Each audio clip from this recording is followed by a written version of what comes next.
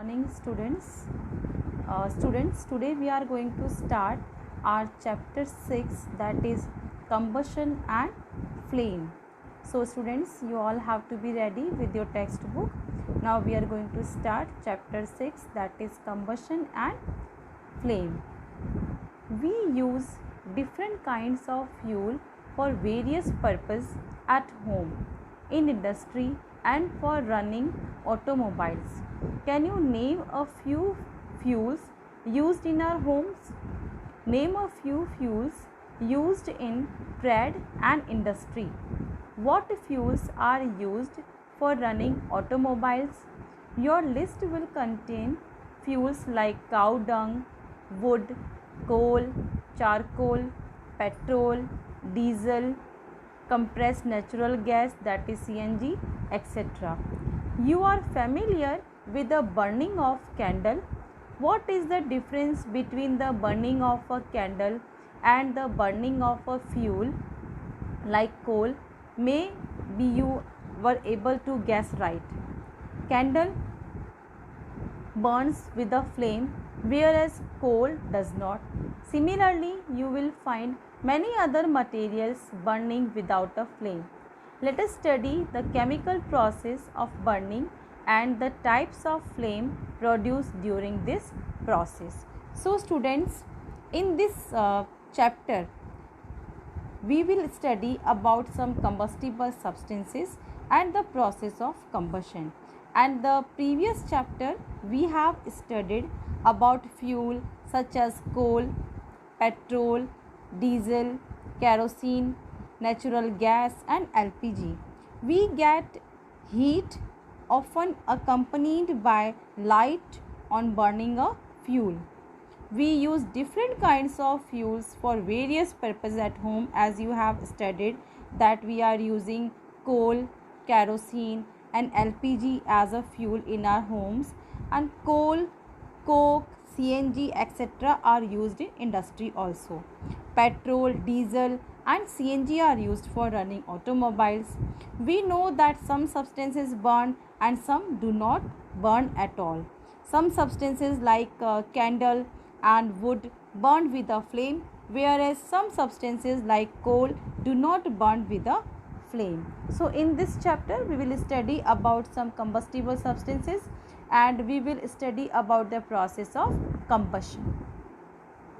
Recall the activity of burning of magnesium ribbon performed in class 7th. We learned that magnesium burns to form magnesium oxide and produces heat and light. We can perform a similar activity with a piece of charcoal. Hold the piece with a pair of tongs and bring it near the flame of a candle or Bunsen burner. What do you observe? We find that charcoal burns in air, and we know that coal too burns in air, producing carbon dioxide, heat and light. So students, we can perform the similar activity that we have performed in the class 7th with the magnesium ribbon, and we know that after heated magnesium ribbon, it gives dazzling white light and it produces heat also. So we can perform similar activity with a piece of charcoal. When we hold a piece of charcoal with a pair of tongs and bring it near the flame of Bunsen burner, we find that charcoal burns in the air and producing heat and light. So what is the similarity between the two activities? When a substance burns, heat is released and sometimes light is also produced. So a chemical process in which a substance burns in oxygen of that is present in the air to give off heat and light, which may or may not be produced, is called combustion. So what is the process of combustion? We can say that a chemical process in which a substance reacts with oxygen to give off heat and sometimes light also, then it is called combustion. And the substance that undergoes combustion is said to be combustible. It is also called a fuel. The fuel may be solid, liquid or gas. Sometimes light is also given off during combustion, either as a flame or as a glow. In the reaction mentioned above, magnesium and the charcoal are combustible substances. So what is the process of combustion? Now we can say that a chemical process in which a substance burn in the presence of oxygen to give off heat and sometimes light also as a flame or as a glow, then it is called combustion, and this type of substances are known as combustible substances.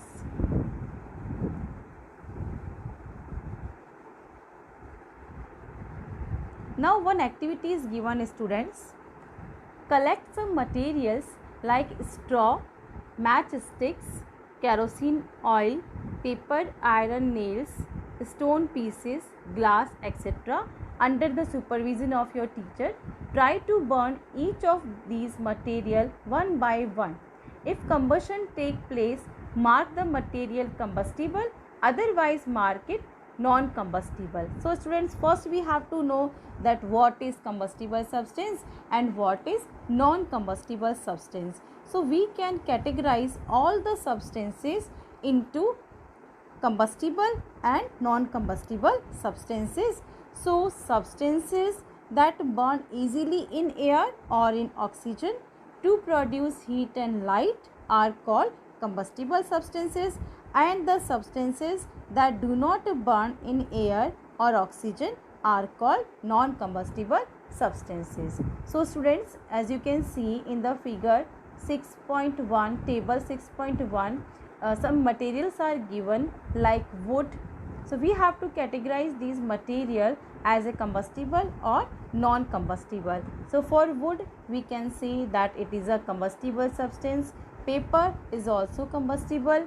Iron nail non-combustible. Kerosene oil combustible substance. Stone piece combustible substance. Straw also combustible. Charcoal combustible. Matchstick combustible. Glass non-combustible. So students, we can categorize all these of materials in a combustible and non-combustible substances. Can you name some more substances which are combustible? You can add those to table 6.1. Yes, we can say that materials like cloth, wooden stick, dry leaves and paper are combustible, and materials like iron nail, glass, stone piece and steel spoon are non-combustible. And some more for some give some more example of combustible substances, we can take example of petrol, LPG, cooking gas, wax, cloth, charcoal, natural gas, kerosene, diesel are also combustible substances.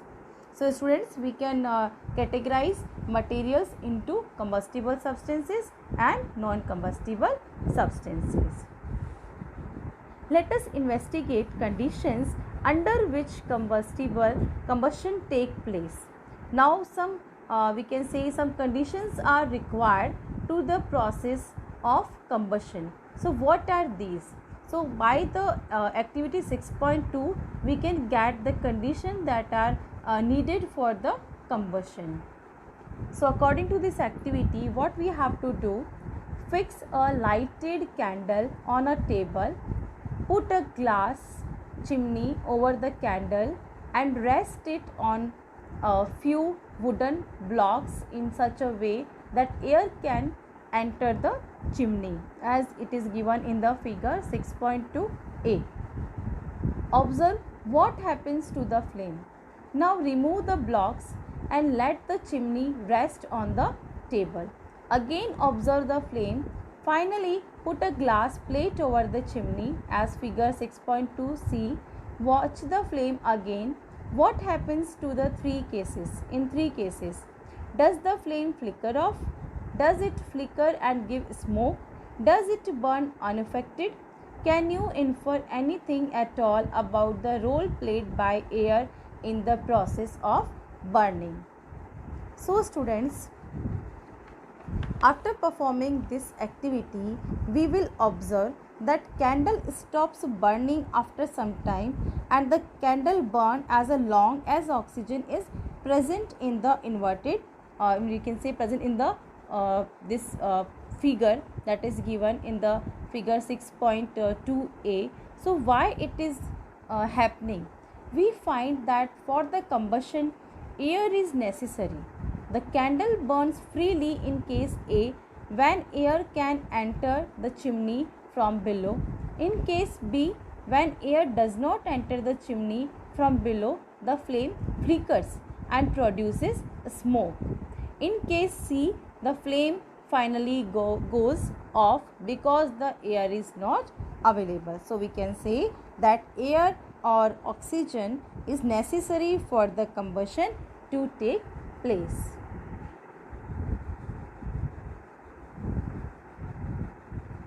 So now we know that one condition that is necessary for the combustion is presence of air. Now in the sun, heat and light are produced by nuclear reaction. You will learn about this process in higher classes. We have read that the sun produces its own heat and light. Is it also some kind of combustion? Yes, it is also one kind of combustion. So students, one another activity is given, that is activity 6.3. Place a piece of burning wood or charcoal on an iron plate or tawa. Cover it with a glass jar or a tumbler or a transparent plastic jar. Observe what happens.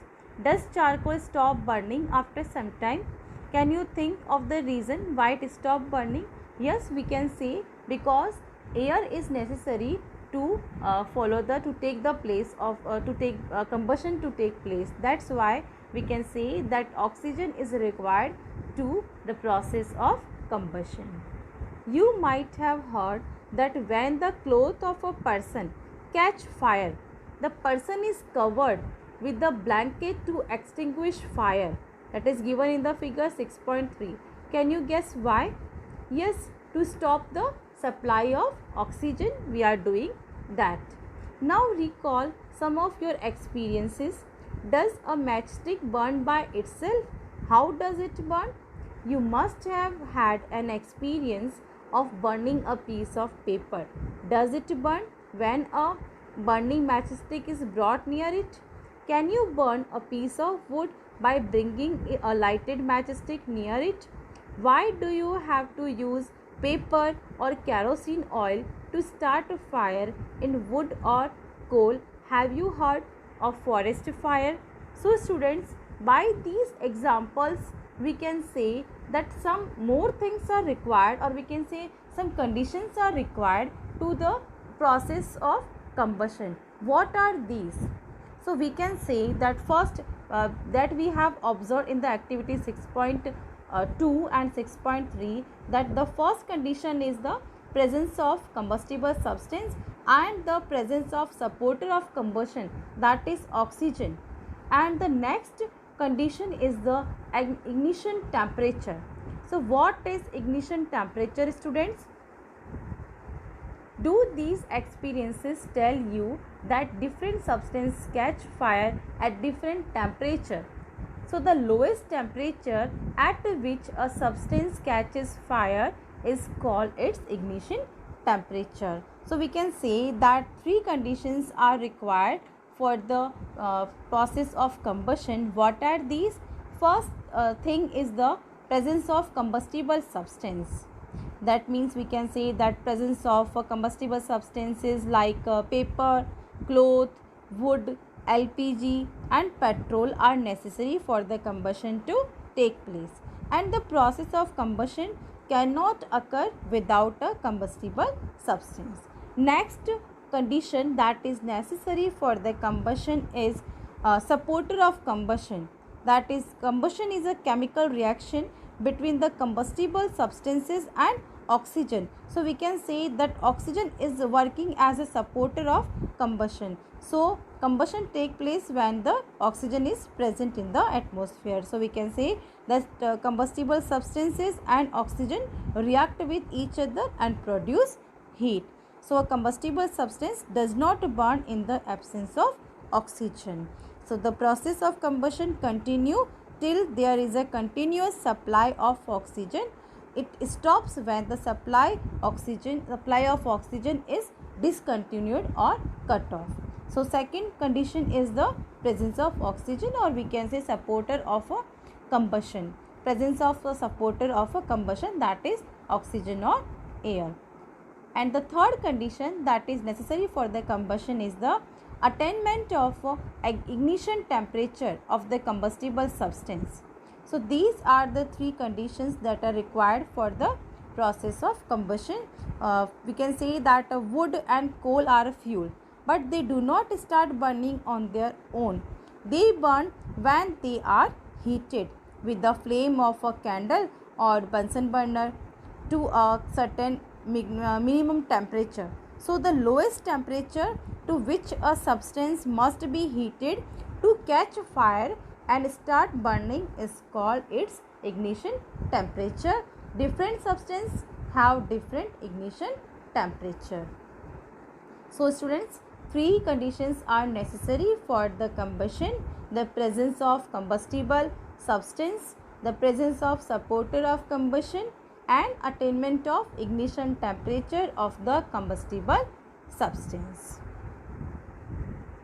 Can you tell now why a matchstick does not catch fire on its own at room temperature? Yes, because for the combustible substances different ignition temperature is there. Why does the matchstick start burning on rubbing it on one side of the matchbox? Yes, the history of matchstick is very old. More than 5,000 years ago, small pieces of pine wood dipped in sulfur were used as matches in ancient Egypt. The modern safety match was developed only about 200 years ago. A mixture of antimony, trisulfide, potassium chlorate, and white phosphorus with some glue and starch was applied on the head of a match made of a suitable wood. When struck against a rough surface, white phosphorus got ignited due to the heat of friction. This started the combustion of the match. However, white phosphorus proved to be dangerous both for the workers involved in the manufacturing of matches and for the users. These days, the head of the safety match contain only antimony trisulfide and potassium chlorate. The rubbing surface has powdered glass and a little red phosphorus. When the match is struck against the rubbing surface, some red phosphorus gets converted into white phosphorus.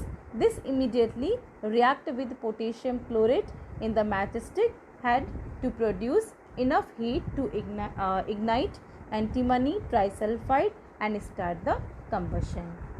We find that combustible substance cannot catch fire or burn as long as its temperature is lower than its ignition temperature. Have you ever seen cooking oil catching fire when a frying pan is kept for long on burning stove?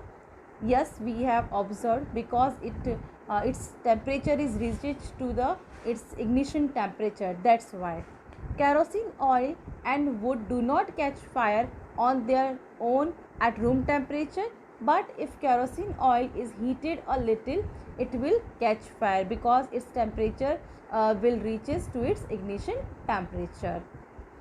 But if wood is heated a little, it would still not catch fire because wood and kerosene substances are having different ignition temperature. Does it mean that we need to take special care in storing kerosene oil? Yes. The following activity shows that it is essential for a substance to reach ignition temperature to burn. So according to this activity, what we have to do: make 2 paper cups by folding a sheet of paper. Pour about 50 ml of water in one of the cup. Heat both the cups separately with a candle. What do you observe? What happens to the empty paper cup? What happens to the paper cup with water? Does water in this cup become hot? So after performing this activity, we will observe if we continue heating the cup we can even boil water in the paper cup. Can you think of an explanation for this phenomenon? The heat supplied to the paper cup is transferred to the water by conduction. So, in the presence of water, the ignition temperature of paper is not reached, hence it does not burn. The substances which have very low ignition temperature and can easily catch fire with a flame are called inflammable substances. Example of inflammable substances are petrol, alcohol, liquefied petroleum gas, that is LPG. Can you list some more inflammable substance? Yes, we can. So students, after performing this activity, we can say that that the water becomes hot and also starts boiling, but the cup does not burn because the heat supplied to the paper cup is transferred to the water by conduction. So thus the paper cup does not reaches its ignition temperature and does not burn. When water is removed and the cup is heated, it immediately catches fire and burns. So what we can get the conclusion, we can say that a combustible substance does not catch fire if its temperature is lower than its ignition temperature. So students, by performing all these activity, we can say that three conditions are required for the combustion: the presence of combustible substance, the presence of oxygen, or we can say the presence of a supporter of combustion, then attainment of ignition temperature of the combustible substances. So students, in this video we will study this much. So students, we will continue this chapter in the next video. So students, now thank you and have a nice day.